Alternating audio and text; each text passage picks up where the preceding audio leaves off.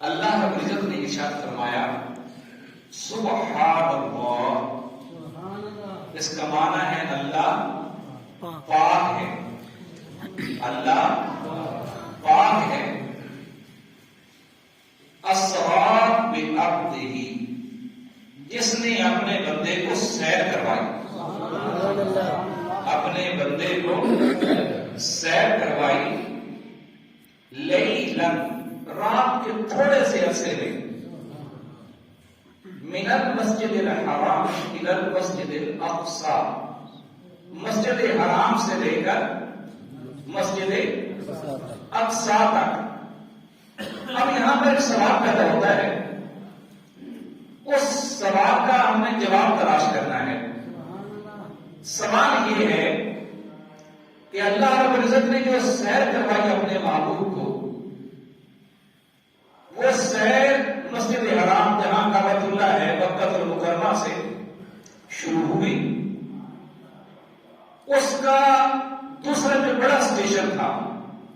وہ مسجد اقصی جو فلسطین میں ہے، اسے بیت المقدس بھی کہتے ہیں، وہاں تک ذکر کیا ہے قرآن مجید میں۔ اس کے بعد پھر آسمانی دنیا کی سیر ہے، اور اس کے بعد پھر جنت، دوزخ، عرش معلا اور عالم لامکان کی سیر ہے۔ تو سوال یہ ہے کہ اللہ رب العزت اپنے محبوب کو یہ پہلے مسجد اقصی کو لے کر گیا، ڈائریکٹ مکہ سے اوپر لے کر کیوں نہیں گیا؟ یہ سوال بنتا ہے نا؟ جی بنتا ہے، جی بنتا ہے۔ آپ اگر سوچیں کہ سیر کروانی تھی عالم لامکان کی، بلایا اپنے محبوب سے ملاقات کے لیے کہ محبوب ذرا آ جا، خلوت میں بیٹھتے ہیں، تنہائی میں بیٹھتے ہیں، ایک تو ہوگا ایک میں ہوگا،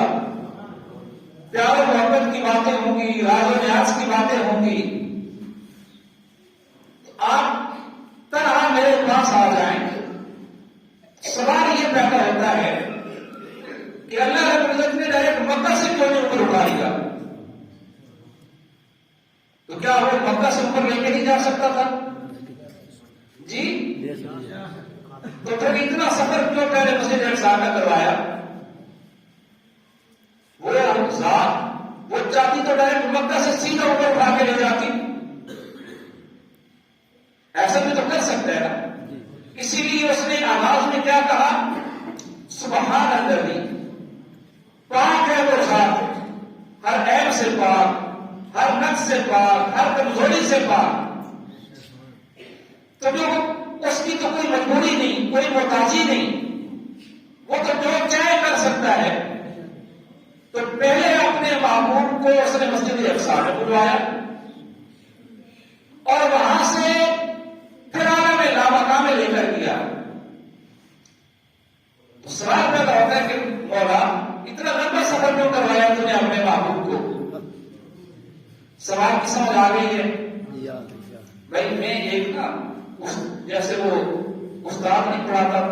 میں کوئی خطیب نہیں ہوں، یہ تو میرے ماموں عاشق حسین لودھی صاحب اور ریاض صاحب کی محبت ہے، انہوں نے کل مجھے حکم دیا کہ آپ نے بولو میں آ کے جمعہ پڑھانا ہے۔ تو آپ تو بڑے بڑے خطیب سنتے ہوں گے، بڑے بڑے اسکالر آتے ہوں گے، سوشل لگاتے ہوں گے، میں تو دوسرا قسم کا آدمی ہوں، ٹھیک ہے نا۔ میں نے صرف آپ کو ایک بات سمجھانی ہے، ایک بات، تاکہ آپ جب جمعہ کے بعد جائیں تو آپ کو تھوڑی سمجھ آئے کہ مولوی صاحب نے آج کیا بات کی ہے، ٹھیک ہے نا۔ میں بڑا زور شور کروں اور سوئچ پہ لگاؤں اور آپ نعرے شارے ماریں اور بعد میں پوچھے کہ مولوی صاحب نے کیا کہا ہے، تو اسی اپنی مولوی صاحب نے تقریر چنگی کی تھی پر سمجھ کوئی نہیں آئی۔ یہ کام نہیں کرنا، یہ کام آپ نے بات کو سمجھنا ہے، اور اگر آپ کو سمجھ نہ آئے آپ یہ روک بھی سکتے ہیں کہ بات سمجھا کے جائیں، بات سمجھا کے جائیں، تاکہ ہمیں کچھ پہلے تو پڑے گا، کوئی سمجھ تو آئے۔ تو سوال یہ تھا کہ مولا آپ نے اپنے محبوب کو عالم لامکان میں بلانا تھا، تو آپ نے مسجد مسجد حرام سے ڈائریکٹ نہیں بلوایا، آپ نے پہلے اپنے محبوب کو مسجد اقصی میں بلوایا، بیت المقدس میں بلوایا، وہاں سے پھر آسمانی دنیا کا سفر شروع کیا۔ اب چند جو علماء نے اس کی حکمتیں بیان کی ہیں، ان حکمتوں میں سے جو پہلی حکمت ہے کہ مسجد اقصی کیوں لے کے جایا گیا؟ اللہ کو معلوم تھا کہ جب میرا محبوب آ کے اعلان کرے گا، یہ میرے بیٹے پیسے نہیں دینے، بالکل نا، یہ پیسوں والا کام نہیں کرنا، بس بیٹھ کے سنیں، نعرے بھی نہیں لگانے، آپ سبحان اللہ میں دل میں کہیں، صرف آپ نے میری بات سننی ہے اور سمجھنی ہے، ٹھیک ہے؟ تو پہلی جو حکمت بیان کی ہے علماء نے کہ پہلے مسجد اقصی کیوں لے جایا گیا، تو وہ کہتے ہیں کہ اگر آقا علیہ السلام ڈائریکٹ مکہ سے آسمانوں پہ چلے جاتے اور آسمانوں سے رکھ کے عرش مولا اور پھر جنت دوزخ اور عالم لامقام میں اللہ سے ملاقات کر کے آ جاتے اور کسی کو بتاتے کہ میں اللہ سے ملاقات کر کے آیا ہوں، ساتوں آسمانوں سے اوپر گیا ہوں، تو اللہ کو معلوم تھا کہ جن لوگوں نے اعتراض کرنا ہے وہ تو کبھی آسمانوں پہ ہی نہیں گئے، وہ تو کبھی عرش میں جانے کا تصور بھی نہیں کر سکتے، انہوں نے نہ کبھی جنت دیکھی ہے نہ کبھی دوزخ دیکھی ہے، تو وہ تو کہتے ہیں کہ دیکھیں نا، اگر میں آپ سے کہوں کہ میں یو کے سے آیا ہوں، وہاں پہ ایسا ایسا ہے، تو جس نے کبھی یو کے دیکھا ہی نہیں ہے وہ میں وہ کہ ٹھیک ہے کہتے ہوں کہ ہم نے تو دیکھا ہی نہیں ہے، ہمیں تو پتہ نہیں ہے وہاں پہ کیا کیا ہوتا ہے کیا کیا نہیں ہوتا۔ اگر میں کسی ایسی جگہ کا نام لوں جسے آپ نے پہلے دیکھا ہو، آپ کو پتا ہو یہ جو بات کر رہا ہے یہ جگہ ہم نے دیکھی ہوئی ہے، ہم اس علاقے سے واقف ہیں، باخبر ہیں، تو اللہ کو چونکہ معلوم تھا کہ جب میرا معلوم یہ بات کرے گا نا تو کوئی بھی نہیں مانے گا، اہل ایمان کو چھوڑ کر کافر، مشرک، عیسائی اور یہودی اس دعوے کو تسلیم ہی نہیں کریں گے۔ اب انہیں سمجھانے کے لیے اللہ رب العزت نے پہلے اپنے محبوب کو مکہ سے لے کے مسجد اقصی تک کا سفر کروایا، اور مکہ سے اگر مسجد اقصی تک جایا جائے اس پر بھی کم از کم 1 مہینہ لگتا تھا، 1 مہینہ لگتا تھا، تو یہ کہنا کہ رات کے تھوڑے سے حصے میں مسجد اقصی میں بھی گیا ہوں، انبیاء سے بھی ملاقات کی ہے، اور پھر اس کے بعد میں عالم لامقام میں گیا ہوں، تو ایک دم مکہ کے سارے کافر جمع ہو گئے، عیسائی جمع ہو گئے، یہودی جمع ہو گئے، انہیں معلوم تھا کہ تاجدار کائنات اپنی زندگی میں کبھی مسجد اقصی میں نہیں گئے، اور یہ ناممکن تھا، امپاسبل تھا کہ رات کے چند لمحوں میں مکہ سے مسجد اقصی جانا اور پھر واپس آ جانا۔ انہوں نے کہا اگر آپ سچے ہیں اپنے دعویٰ میں، آپ بتائیں مسجد اقصی کے دروازے کتنے ہیں، اس کی کھڑکیاں کتنی ہیں، اس کے پلر کتنے ہیں۔ اب آپ کو دیکھیں کہ جب کوئی بندہ مسجد میں آئے تو وہ دروازے کھڑکیاں تھوڑی گنتا ہے کہ اس کی ونڈوز کتنی ہیں، روشن دان کتنے ہیں، پکے کتنے لگے ہوئے ہیں، لائٹیں کتنی لگی ہوئی ہیں، ایسا تو کوئی بھی نہیں گنتا نا۔ ایک نارمل سا وزٹ کرتا ہے، ایک نظر دیکھتا ہے اور اس کے بعد اپنا کام شروع کر دیتا ہے۔ آقا علیہ السلام فرماتے ہیں، صحیح بخاری کی حدیث ہے کہ جب انہوں نے یہ سوال کیا نا، ایک دم میں حیرت میں چلا گیا کہ میں نے تو یہ چیزیں دیکھی نہیں ہے ساری۔ جب انہوں نے سوال کرنے شروع کیے، اللہ رب العزت نے سارے پردے ہٹا دیے اور مسجد اقصی اٹھا کے میرے سامنے کر دی کہ محبوب دیکھتا جا اور بتاتا جا، جو بھی یہ سوال کریں، جو پوچھتے جاتے ہیں آپ ان کو بتاتے جا۔ تو جب ان کو اس بات کا یقین ہو گیا کہ یہ مسجد اقصی کی بات تو ٹھیک ہو گئی، یہ بات درست ہے کہ یہ مسجد اقصی میں گئے ہیں، اب دیکھیں نا آقا علیہ السلام نے جب اعلان نبوت کیا کہ میں اللہ کا نبی ہوں، میں اللہ کا رسول ہوں، مکہ والوں نے کہا آپ کہتی ہیں کہ ہم ایک اللہ کو مانیں، ایک اللہ کو مانیں، ہم نے تو 360 خدا بنا رکھے ہیں، آپ کہتی ہیں کہ ایک اللہ کو مانیں، تو ہم نے تو اس کو دیکھا بھی نہیں ہے۔ آپ نے کہا ٹھیک ہے، آپ نے اللہ کو کبھی دیکھا نا، مجھے تو دیکھا ہے، سبحان اللہ، مجھے تو فقط لبثت فیکم امما من قبلہ افلا تعقلون، کہ لوگوں میں نے 40 سال کی میں تمہارے اندر گزارے ہیں، بتاؤ 40 سالوں میں نے کبھی جھوٹ بولا ہو، کبھی غلط بیانی کی ہو، کبھی دھوکہ دیا ہو؟ 40 سالہ زندگی کا ایک ایک لمحہ تمہارے سامنے ہے۔ میرا بچپن بھی اسی شہر مکہ میں گزرا، لڑکپن بھی گزرا، جوانی بھی گزری، تو 40 سالوں میں اگر میں نے ایک لمحہ کبھی غلط بات نہیں کی، کبھی جھوٹ نہیں بولا، تو آج میں کیسے جھوٹ بول سکتا ہوں؟ آج میری زندگی میں جھوٹ بولنا ثابت کر دے کبھی، اگر میں نے آج تک کبھی جھوٹ نہیں بولا تو میں اپنے اللہ کے بارے میں کیسے جھوٹ بول سکتا ہوں؟ یعنی آپ نے اپنی ذات کو، اپنے وجود کو، اپنے کردار کو، اپنی سیرت کو اللہ کے ایک ہونے پر بطور دلیل پیش کر دیا، اور اسے کوئی رد نہیں کر سکتا۔ تو جیسے آپ نے اللہ کے وجود پر اپنی ذات کو بطور دلیل پیش کیا، اب دیکھیں نا دلیل انسان وہی دیتا نا جو لوگوں کی سمجھ میں آ جائے، دلیل دی جاتی ہے کسی بات کو سمجھانے کے لیے، تو اللہ رب العزت نے جیسے آقا علیہ السلام نے اپنی ذات کو، اپنے کردار کو، اپنی شخصیت کو اللہ کی ذات پر بطور دلیل پیش کیا کہ مجھے دیکھو، میرا کردار دیکھو، میری سیرت دیکھو، میری زندگی کا ایک ایک لمحہ دیکھو، اگر کوئی کمی نظر آ جائے، کوئی کجی نظر آ جائے، کوئی نقص نظر آ جائے، کوئی خرابی نظر آ جائے، تو میرے اللہ کے ایک ہونے کا انکار کر دینا۔ اسی طرح مسجد حرام سے لے کے مسجد اقصی تک اس کو دلیل بنایا، اس کو دلیل بنایا اس سے اگلے سفر کی، کیونکہ یہ تو ان کی سمجھ میں آ سکتا تھا نا، یہ سفر تو انہوں نے دیکھا ہوا تھا، اسی لیے انہوں نے سارے سوال بھی، اتنے سوال کیے، یہاں تک کہ آتا ہے انہوں نے کہا ٹھیک ہے ذرا مسجد اقصی تک گئے ہیں، ہمارے راستے میں کچھ قافلے آ رہے تھے، آپ بتائیں وہ قافلے کب پہنچیں گے؟ اگر آپ نے دیکھا ہے اور آپ گئے ہیں، آپ نے فرمایا ہاں میں نے تمہارے 3 قافلے دیکھے ہیں،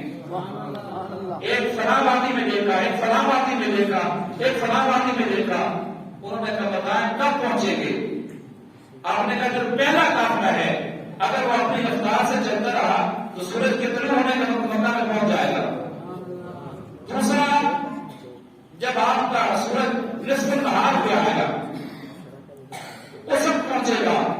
اور تیسرا قافلہ جب سورج غروب ہونے لگے گا تو غروب آفتاب تک پہنچ جائے گا۔ انہوں نے کہا چلیے اس کو بھی دیکھ لیتے۔ اب سارے مکہ کے کافر جمع ہو گئے، مکہ کے کافر انتظار کرنے لگے، پہلا قافلہ سورج کے طلوع ہونے کے وقت پہنچ گیا،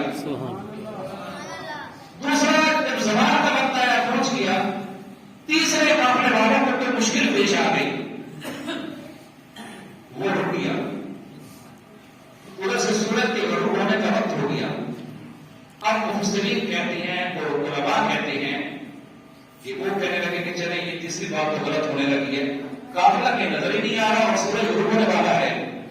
اللہ رب العزت نے سورج کو روک دیا کہ میرے محبوب نے کہہ دیا ہے جب تک قافلہ نہیں پہنچے گا سورج غروب بھی نہیں ہوگا۔ کہنے کا مطلب یہ ہے، یہ پہلی وجہ بیان کی ہے علماء نے کہ مسجد حرام سے پہلے مسجد اقصی کیوں لے جایا گیا۔ دوسری جو وجہ انہوں نے بیان کی ہے وہ وجہ یہ بیان کی ہے کہ آقا علیہ السلام جب مکہ میں تھے تو آپ کا قبلہ بیت اللہ تھا، جو کعبہ کا مکہ ہے۔ اللہ کو معلوم تھا کہ میرے محبوب نے ابھی کچھ عرصے کے بعد ہجرت کر کے مدینہ جانا ہے۔ یہ معراج کا سفر ادھر سے 1 سال پہلے ہوا ہے۔ 1 سال بعد معراج کے آپ نے ہجرت کی اور مدینہ طیبہ تشریف لے کر گئے۔ جب آپ مدینہ طیبہ تشریف لے کر گئے، مدینہ میں سب سے زیادہ یہود رہتے تھے اور یہود کا قبلہ تھا بیت المقدس۔ وہ ادھر کو کر کے نماز پڑھتے تھے اور آقا علیہ السلام نے 16 ماہ مسجد اقصی کی طرف منہ کر کے نماز پڑھی۔ اور پھر مدینہ طیبہ میں ایک مسجد ہے، اس کو کہتے ہیں مسجد قبلتین۔ اس میں آپ ظہر کی نماز ادا کر رہے تھے، 2 رکعت مسجد اقصی کی طرف منہ کر کے نماز پڑھی اور درمیان نماز رکوا دیا۔ آپ کی آرزو تھی کہ مولا اب قبلہ بدل دے، اب مکہ کا کعبہ ہمارا قبلہ بنا دے۔ تو دوران نماز یہ فرما کے کہ محبوب اپنا قبلہ بدل لیں۔ آپ کس طرف امامت کروا رہے تھے، آپ یہاں سے اس طرف تشریف لے گئے اور اس طرف کر لیا، اور صحابہ کرام بھی آپ کے پیچھے وہ بھی مڑ گئے۔ اس کے بعد پھر مکہ کا کعبہ ہمارا قبلہ بن گیا۔ اللہ رب العزت نے کہا کہ جس ہجرت کے بعد کعبہ کی طرف میرے محبوب نے نماز پڑھنی ہے تو ہجرت سے پہلے محبوب کو وہ کعبہ بھی دکھا دے، وہ کعبہ بھی آپ کو دکھا دے۔ اور تیسری وجہ جو علماء نے بیان کی ہے کہ حضرت ابراہیم علیہ السلام نے جب مکہ کے کعبہ کی تعمیر کی، اس کے 40 سال بعد، یہ صحیح بخاری میں ہے، آپ نے مسجد اقصی کی بنیاد رکھی اور پھر سیدنا سلیمان علیہ السلام نے مسجد اقصی کو دوبارہ تعمیر کیا اور پھر یہی بنی اسرائیل کا قبلہ بن دیا۔ پھر حضرت اسحاق سے لے کر سیدنا عیسیٰ علیہ السلام تک کتنے نبی آئے، کتنے پیغمبر آئے، کتنے رسول آئے، وہ مسجد اقصی کی طرف منہ کر کے نماز پڑھتے رہے اور وہی ان کا قبلہ تھا، وہی ان کا کعبہ تھا۔ اور بہت سے نبی اور رسول مسجد اقصی کے امام بھی رہے، اور مسجد اقصی کے جو سرانے گئے اس کا جو احاطہ ہے اس میں ہزاروں انبیاء مدفون ہیں، ان کی قبر بھی وہیں پر ہے۔ اللہ رب العزت نے کہا کہ جیسے کعبۃ اللہ کوئی تو بڑے قبلہ تھے انسانیت کے، تو فرمایا جیسے کعبۃ اللہ میں میرے محبوب نے نمازیں پڑھائی ہیں اور وہاں کے امام رہے ہیں، تو مسجد اقصی بھی میرے محبوب کے قدموں کے فیض سے معلوم نہ رہے، وہ برکت بھی مسجد اقصی بھی لے لے۔ پھر چوتھی جو وجہ بیان کی ہے علماء نے، ادھر قیامت کا میدان لگے گا جس کو آپ میدان معاشر کہتے ہیں، وہ مکہ سے لے کے مسجد اقصی تک ہوگا۔ یہ جو سارا میدان معاشر بنے گا یہ مسجد حرام سے لے کے مسجد اقصی تک کا، اس ساری زمین کو پھیلا دیا جائے گا اور یہ میدان حشر بن جائے گا، یہی میدان معاشر بنے گا، یہی قیامت کا میدان بنے گا۔ اللہ رب العزت نے چاہا کہ جو قیامت کا میدان بننا نا، اس سارے میدان پر میرے محبوب کے قدم رکھ جائے۔ جب قیامت کے دن امت آئے گی تو انہیں کوئی پریشانی نہ ہو، ان کو پتہ ہو کہ ہمارے محبوب کے قدم لگے ہوئے ہیں یہاں پر۔ اور جو چوتھی وجہ بیان کی علماء نے، یا 5ویں، وہ وجہ انہوں نے یہ بیان کی ہے کہ سارے انبیاء بنی اسرائیل کے، ابراہیم علیہ السلام سے لے کر پھر سیدنا عیسیٰ علیہ السلام تک یہ ہجرت کرتے رہے مسجد اقصی کی طرف۔ اللہ رب العزت نے یہ بھی ایک شرط بخشا کہ کیونکہ سارے نبی اس مسجد کی طرف آتے رہے، ہجرت کرتے رہے، اس کی طرف سفر کرتے رہے، تو یہ فضیلت بھی میرے محبوب کو حاصل ہو جائے۔